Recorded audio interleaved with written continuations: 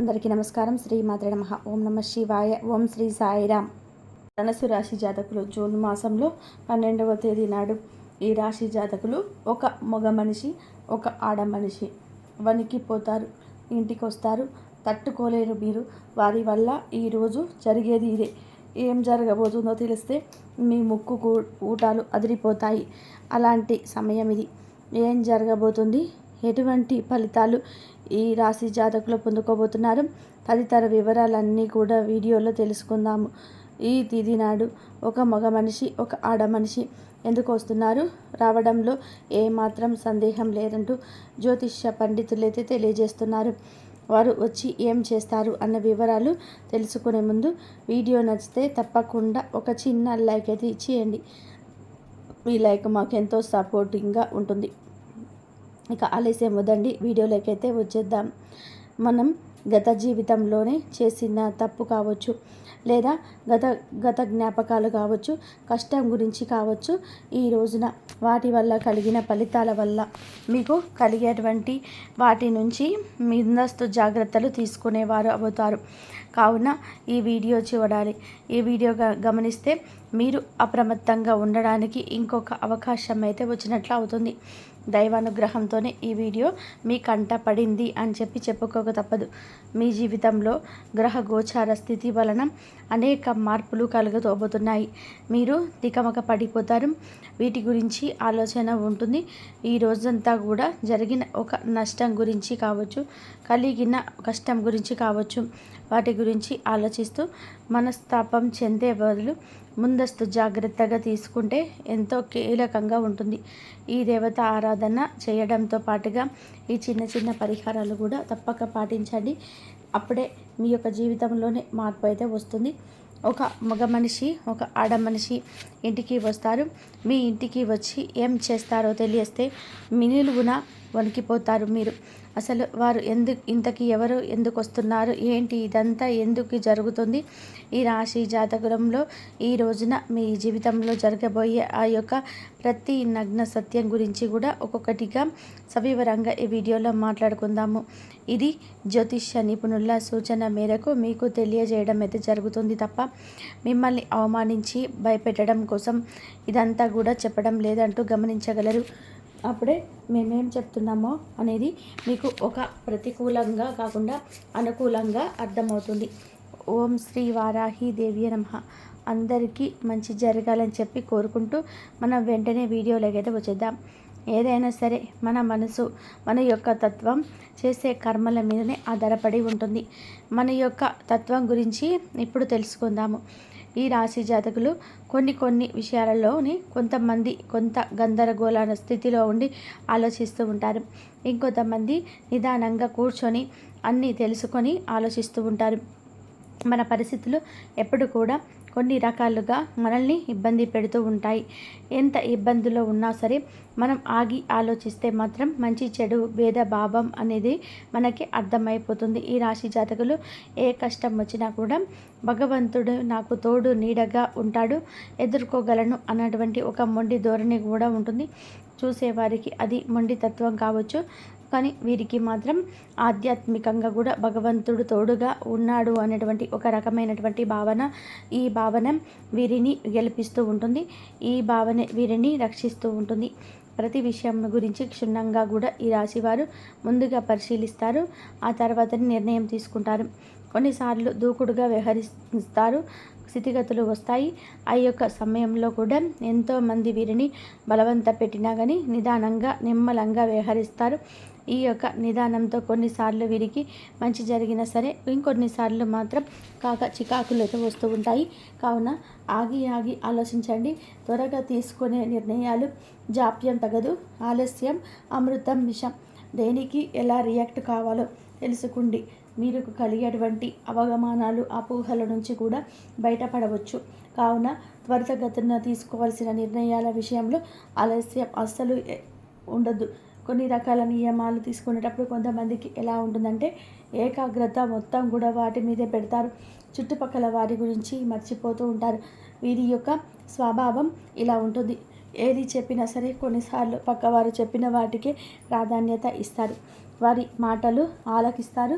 ఈ ఆలోచన కూడా పక్కన పెట్టేస్తారు. మన ప్రాబ్లం గురించి మనం ఆలోచించినంత బాగా ఎదుటివారు ఆలోచిస్తారా? ఒకసారి ఆలోచించండి. మీకు కష్టం వచ్చింది, మీకు బాధ వచ్చింది. ఆ యొక్క కష్టాన్ని, బాధని 70% మాత్రమే ఎదుటివారు అర్థం చేసుకుంటారు. అలాంటిది మీ యొక్క సమస్యకు 100% పరిష్కారం వారు ఎలా అందిస్తారో చెప్పండి. ఎంత మన ప్రియమైన వారైనా సరే మన మనసులో ఉన్న బాధ వారికి 70% కూడా మాత్రమే అర్థమవుతుంది. మనకి కష్టం కలిగింది, కష్టం నుండి బయటకి రావడానికి మనమైతే శతవిధాలుగా ప్రయత్నం చేస్తారు. ఎదుటివారు ఏం చేస్తారు? వీరికి కష్టం కలిగింది అని చెప్పి ఏదో ఓదార్పు 4 మాటలు చెప్తారు. లేదంటే ఏదైనా చిన్న సహాయం చేయడానికి కూడా పూనుకుంటారు. కానీ 100% మీ యొక్క కష్టాన్ని తొలగించాలి అనుకుంటారా? ఈ యొక్క ప్రశ్న ఒక్కసారి మీ మధ్యలో వేసుకుంటే మీకే అంత అర్థమవుతుంది. ఎదుటివారు ఎప్పుడు కూడా స్వార్థంగానే ఉంటారు. లేకపోతే మంచి చేయాలని చెప్పి అనుకున్న వారి యొక్క జీవితం మీద పెట్టినంత ఆసక్తి మీ జీవితం మీద అయితే పెట్టరు. ఏదో ఒక యాదలాభంగా ఏదో ఒక సలహా చెప్తారు. ఏదో నిర్ణయం తీసుకోమంటూ మీకు ఏదో ఒక గైడెన్స్ ఇచ్చినట్టుగా చేస్తారు. మరుసటి రోజు ఏం చేస్తారు? నా వల్లే మీకు కష్టం తొలగింది అంటూ సూటిపోటి మాటలు మాట్లాడేవారు కూడా లేకపోలేదు. మీ జీవితంలో వారు చెప్పినట్టుగా మీ జీవితంలోనే జరగాలని చెప్పేసి ఎంత దూరం కరిగినదో వారు కూడా ఉంటారు. మీ యొక్క కుటుంబ సభ్యుల్లో కూడా పెద్దవారు కావచ్చు, మీ స్నేహితులు కావచ్చు, లేకపోతే ఎవరైనా కావచ్చు. పెద్దవారి ధోరణి ఎలా ఉంటుంది? మేము అనుభవంతో చెప్తున్నాం, మా మాట వినరా అని చెప్పి వింత ధోరణి అయితే ఉంటుంది. ఉన్న కష్టానికి తోడు ఇంకొక కష్టం మీద కూడా వచ్చి పడుతుంది. కొన్నిసార్లు వారు చెప్పింది ఆలకించేస్తారు కూడా. మీరు కుటుంబ సభ్యులతో మాటలు కూడా పరిగణలోకి తీసుకోకుండా ఎదుటి వారి యొక్క మాటల ధోరణితో వారి యొక్క మాయలో పడిపోతారు. ఈ విషయంలో ఇంకాస్త జాగ్రత్తగా ఉండండి. ఇప్పటికీ జాగ్రత్త పడుతూ ఉండవచ్చు, జాగ్రత్త లేకపోయి ఉండవచ్చు. కానీ ఒక్కసారి ఈ వీడియో చూశాక అయినా సరే ఈ విషయంలో ఏదైనా ఒక నిర్ణయానికి ఎదురండి.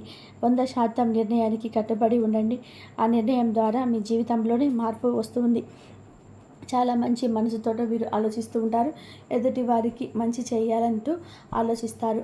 వీరి యొక్క మాట, నడవడిక, తీరు, ప్రవర్తన అన్నీ కూడా వీరిని వేలెత్తి చూపించలేనంత క్రమబద్ధంగా, నిజాయితీగా ఉంటారు. అన్నిటా కూడా నిర్మోహమాటంగా మాట్లాడతారు. మంచిని మంచి అని చెప్పడంలో వెనకడుగు ఎందుకు వేయాలి అని చెప్పి ఆలోచన ఉంటుంది. ఈ ఆలోచనతో చాలామందికి కూడా శత్రువులు అవుతారు. సొంత ఇంట్లో కూడా శత్రుత్వం ఉంటుంది. వీరి గురించి పక్కన పెట్టేశారు. వీరి తల్లిదండ్రులు కూడా ఒకరినొక సందర్భంలో వీరి యొక్క మంచి వీరిని చాలా దూరం చేస్తూ ఉంటుంది. కానీ వీరి ఆలోచనలను మార్చడం భగవంతుడి తరం కూడా కాదు అన్నట్టుగా వీరి వింత ధోరణి ఉంటుంది. ఈ ఆలోచన కొంతమంది శత్రువులను ఇచ్చిన ఇక్కడ నష్టం లేకపోయినా, ఈ ఆలోచన కొంతమంది శత్రువులను ఇచ్చినా కూడా కొంతమంది మిత్రులను కూడా ఇస్తుంది. కొన్నిసార్లు ఎలా ఉండాలి అంటే కొన్ని విషయాలు పట్టించుకోనట్టుగా ఉంటారు. నాకెందుకు వీరి గురించి సమయం దండగా అని వీటన్ని విడిచిపెడతారు. ఇంకొన్నిసార్లు అదే విషయాలు సీరియస్గా తీసుకుంటారు. ఎందుకు ఇలా చేస్తున్నారు అని చెప్పిగా ఎదుటి వారితో వాగ్వివాదానికి దిగుతారు. ఇలా వింత ధోరణి అయితే ఉంటుంది. ఎప్పుడు ఎలా ప్రవర్తిస్తారు అనే విషయాలు వీరి యొక్క భాగస్వాములకు కూడా అర్థం కాదు. అంతటి మొండి స్వభావం అయితే ఉంటుంది. అంతటి మంచి స్వభావం ఉంటుంది. ఎదుటి వారి విషయంలో మంచే చూస్తారు. వీరి స్వార్థం కోసం కూడా కుటుంబ సభ్యులను కష్టపెట్టడం ఇలాంటివి చేయరు. మూర్ఖత్వం ఉండదు, మొండితనమే ఉంటుంది. ఎలా అంటే వీరు చెప్పింది ఎదుటివారు రైట్ అనాలి, రాంగ్ మాత్రం అన్నారనుకోండి వీరికి బద్ధ శత్రువులు అయిపోతారు. వీరి యొక్క నిర్ణయాలు అలాగే ఉంటాయి. ఆ నిర్ణయానికి వీరికి కష్టం కలిగించిన ఎదుటి వారికి మాత్రం ఎప్పుడు కూడా ఆ కష్టాన్ని ఇవ్వరు. భాగస్వామ్యులను, సంతానాన్ని మొదటి దశలో ఉన్నప్పటి నుంచి కూడా తల్లిదండ్రులను కూడా అభిమానించడం మొదలు పెడతారు. వీరి యొక్క అభిమానం, ప్రేమ ఎలా ఉంటుందంటే మొదలు ఎలా ఉందో తుది కూడా అలాగే ఉంటుంది. ఎన్ని కష్టాలు వచ్చినా సరే, కోపం వచ్చినా కాసేపు ఉంటుంది. ఆ తర్వాత పరిష్కార మార్గం కోసం అన్వేషిస్తూ వెళ్ళిపోతారు. బంధాలు వీడి చెప్పి ఉంటారు. ఒక మనిషి మంచి చెడులు రెండు ఉంటాయండి. మంచిని తీసుకొని చెడుని సాధించే లక్షణం లేదా చెడుని మంచిగా మార్చే లక్షణం వీరికి బాగా ఉంటుంది. బంధాలు విడిచిపెట్టడం మాత్రం కలలో కూడా జరగదు. విడిచిపెడతారు. అది కూడా ఎప్పుడో తెలుసా? ఇక పోరాడి పోరాడి 2 చేతులు కలిసి చప్పట్లు కొట్టినప్పుడు ఈ బంధం నాకెందుకు అని చెప్పి అప్పుడు ఆ బంధాన్ని విడిచిపెడుతూ ఉంటారు. అంతవరకు కూడా పోరాడుతూనే ఉంటారు. ఇక విసుగు వస్తే ఎవరు కూడా చెప్పినా సరే వినరు. రానంత వరకు ఎవరు చెప్పినా సరే వినరు. వచ్చాక కూడా ఎవరు చెప్పినా వినరు. బంధం గురించి ఇక పట్టించుకోరు. ఎప్పుడు కూడా ఒకేరే పట్టుకుంటే నిలబడే బంధాల కోసం పోరాడడం వీరికి ఇష్టం ఉండదు. కొన్ని రకాల బంధాలు భగవంతుడి ముడివేయాలి, మనం ముడివేయలేనిది. వాటి కోసం సమయం వృధా ఎందుకని ఆ సమస్య అక్కడే విడిచిపెడతారు. కష్టం వస్తే ఆగిపోవడం అస్సలు నచ్చదు. ఇటువంటి తత్వం ఎక్కువగా ఉంటుంది. ఈ రోజున విషయం గురించి మనం మాట్లాడుకుందాం. మీ ఇంటికి ఒక మగ మనిషి, ఒక ఆడ మనిషి వస్తారు. విధ్వంసాన్ని సృష్టిస్తారు. ఈ రోజున వీరికి ఇలాంటి పరిణామాలే కలగబోతున్నాయి.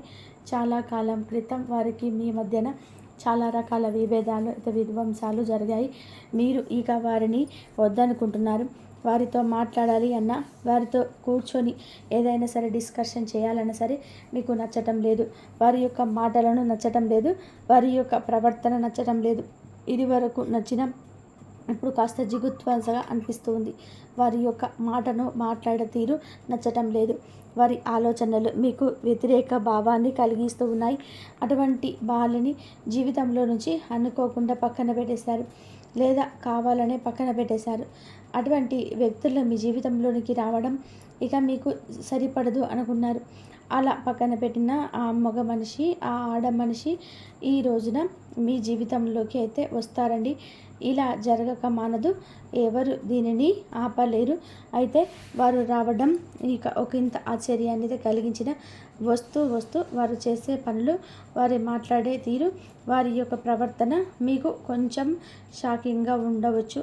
ఎందుకంటే వారు మీ సహాయం కోసం వచ్చారని చెప్పేసి మీరు అనుకోవచ్చు, లేదా పరిస్థితులు అలా ఉన్నాయి అని చెప్పేసి అనుకోవచ్చు, లేదా మీ యొక్క శత్రువులు మిత్రులుగా నటిస్తున్నవారు వారిని మీ నుంచి దూరం జరపాలని చెప్పి ఇంకా కంకణం కట్టుకొని ఉండవచ్చు.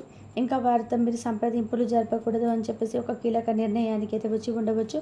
ఇక్కడే ఈ యొక్క విషయంలోనే మీకు ఒక సూచన అయితే చేయాలి. ఎప్పుడైనా సరే ఎదుటి వారిని ఎంత శత్రువైనా సరే మనతో మాట్లాడడానికి వస్తే ఖచ్చితంగా వారితో మాట్లాడడం, వారు వచ్చిన విషయాన్ని తెలుసుకోవడం, వారి యొక్క మాటలను మనం చెడుని తీసుకోకూడదు, చెడుగా ఆలోచించకూడదు, చెడుగా అర్థం చేసుకోకూడదు. ముందు ప్రశాంత వాదనంతోనే ఈరోజు వారు చెప్పే మాటలను ఆలకించండి.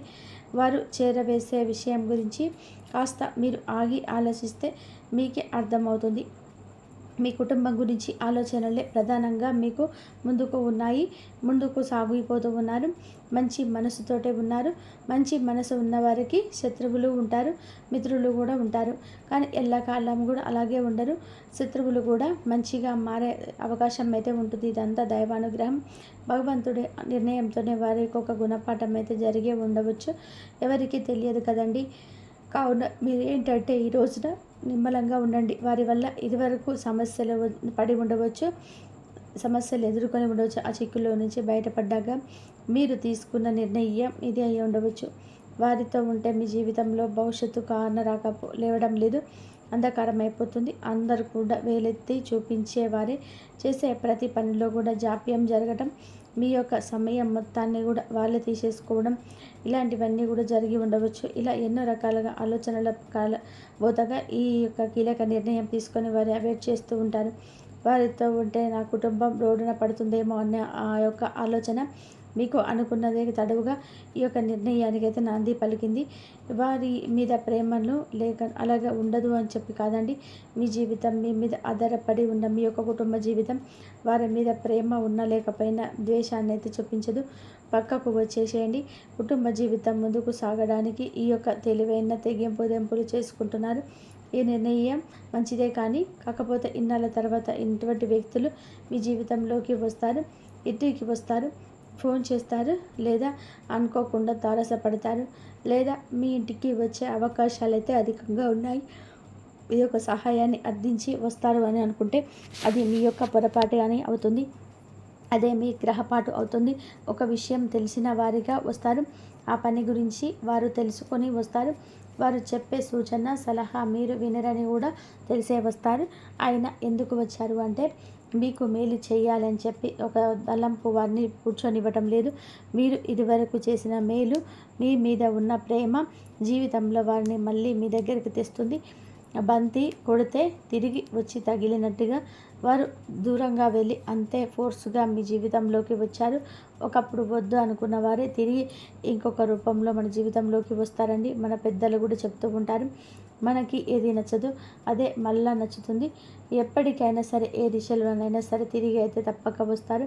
వచ్చినప్పుడు వారు ఎలా ఉన్నారు, ఎలా మాట్లాడుతున్నారు, వారి గురించిన సమాచారము తెలుసుకోవాలి. వారు చెప్పే మాటలను ఆలకించాలి. ఎప్పుడైనా సరే కూడా మనం చెప్పే వారిలా కాకుండా వినే వారిలాగా ఉంటాం చూడండి. అప్పుడే ఇబ్బందులు చాలా కూడా తప్పించుకోగలుగుతాము. పక్కన వారి మాటలను కూడా అసలు నమ్మవద్దు.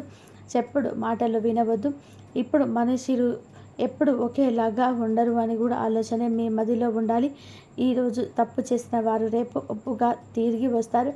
ఈరోజు మంచివారు రేపు మంచిగా మారవచ్చు. అలా వద్దనుకున్న ఈ యొక్క వ్యక్తి ఆలోచనలు ఈరోజు మీకు నచ్చవచ్చు. కావున వారికి ఒక అవకాశం అయితే ఇవ్వండి. వారు చెప్పే విషయాన్ని కూడా ముందుగానే వినండి. ఆగి ఆలోచించండి. విషయం లోతు ఏంటో తెలుసుకోండి. భగవంతుడే వారిని మీ జీవితంలోకి పంపించవచ్చు కదా, వారిని మీరు క్షమించవచ్చు కదా. మీ అతిపెద్ద సమస్య నుంచి మిమ్మల్ని వారు బయటపడవేస్తారు. అది ఏదైనా సహాయం కావచ్చు, ఎవరైనా చేస్తున్న సహాయం కావచ్చు, మీరు ఎక్కడికైనా సరే వెళ్ళాల్సిన అవసరం ఉన్న పని కావచ్చు, ఉద్యోగం గురించి కావచ్చు, వ్యాపారం గురించి కావచ్చు, ఎదుటి వారిని కూడా గుడ్డిగా నమ్మి మోసపోతున్న తరుణం ఇది కావచ్చు. వారి గురించిన పూర్తి సమాచారం మీకు తెలియక చెప్పడం కోసం కావచ్చు. ఇలా ఏదైనా సరే వారి స్వార్థం కోసం కాదు అంటూ గుర్తుపెట్టుకోండి.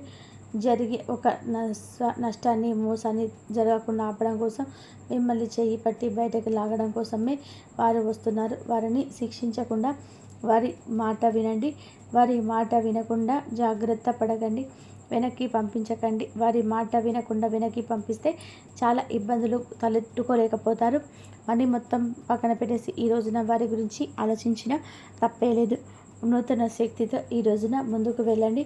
ఖచ్చితంగా వారు ఇంటికి వస్తారు, ఫోన్ అయినా చేస్తారు. ఇది మీకు ఆశ్చర్యాన్ని మొదట కలిగించిన వారితో ఉండే జ్ఞాపకాలు ఈ రోజున మీకు అని గుర్తు చేస్తే సంతోషంగానే ఉంటారు. ఈ రోజున మీరు మీ రంగంలో ఆగి ఆలోచించి పనులు చేస్తారు. ఆ నిర్ణయం మీకు మేలు చేస్తుంది.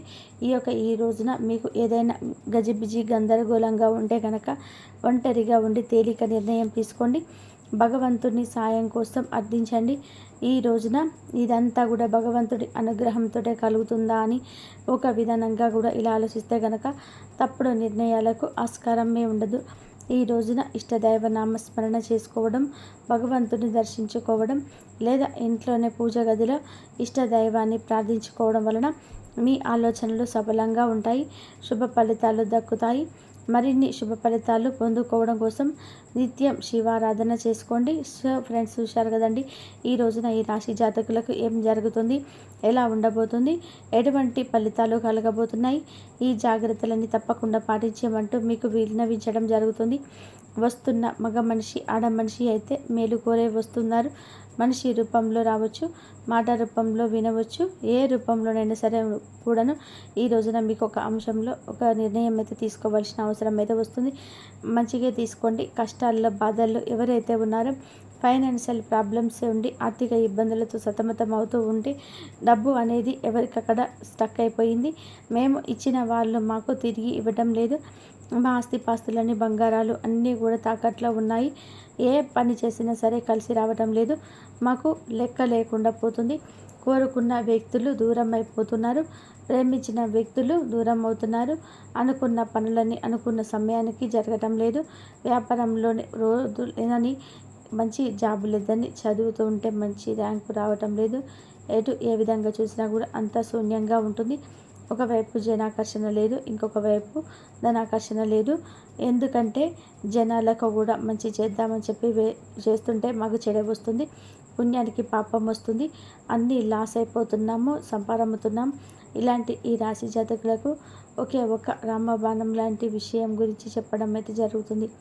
కాబట్టి మీరైతే దైవారాధన చేసుకోండి. దైవారాధన కనుక చేసుకున్నట్లయితే మీకు ఎన్ని కష్టాలు బాధలు ఉన్నా సరే దైవం అయితే మీ కష్టాలను తీరుస్తారు. రేపు గురువారం రోజు గురుదైవాన్ని ఆరాధన చేసుకోండి. దత్తాత్రేయ, రాఘవేంద్ర స్వామి, సాయిబాబా ఇలా గురుదైవాన్ని ఆరాధన చేసుకున్నట్లయితే మీకున్న కష్టాల నుంచి బయటపడే అవకాశం అయితే ఎక్కువగా కనిపిస్తున్నాయి. ఇంతవరకు చూసినందుకు ధన్యవాదాలు. Please like, share, subscribe my channel.